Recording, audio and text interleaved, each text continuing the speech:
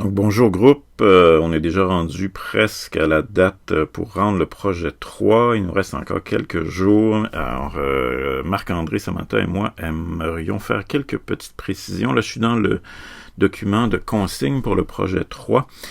Puis je zoome en particulier sur les consignes pour éducation physique parce que c'est formulé de façon telle qu'on pourrait avoir l'impression que ça demande un traitement vraiment long à l'intérieur des 6 minutes, mais on voudrait insister sur le fait que c'est possible en fait de faire ces trois consignes-là ici de façon brève. Okay? Donc on recherche un traitement intégré, donc c'est vraiment important de ne pas faire un traitement séparé pour éducation physique.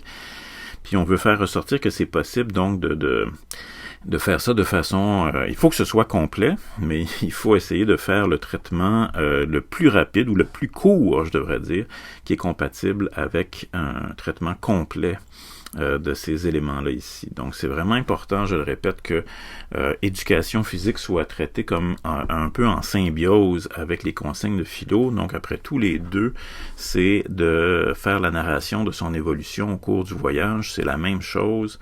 Donc il s'agit évidemment dans philo d'intégrer les concepts de Nietzsche, mais on peut faire ça de façon aussi à nourrir la réflexion sur ce qui s'est passé en éducation physique, autant du point de vue du mouvement expressif que de celui des randonnées.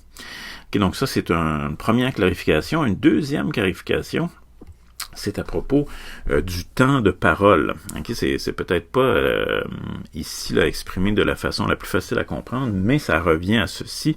Pour un film de 6 minutes, okay, vous avez le droit de parler pendant 4 minutes et demie.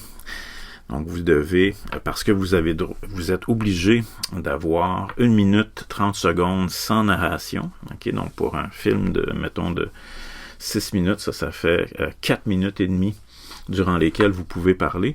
Puis ensuite, là-dedans, vous devez apparaître à la caméra, donc on appelle ça en bon français un headshot, donc on doit vous voir parler. Puis là, il n'y a pas de minimum pour ça, donc là, je répète que pour les 4 minutes et demie, ça pourrait être en voix off, mais il y a une partie de ça où on doit vous voir. Puis cette partie-là ne peut pas durer au total plus que 60 secondes, mais ça peut être coupé en plusieurs petits segments. Donc, on doit vous voir pour un certain temps. Il n'y a pas de minimum, il y a un maximum de 60 secondes. Puis le reste, je le répète, ça pourrait être exploité en voix off. Voilà, donc ça, c'est une deuxième petite clarification.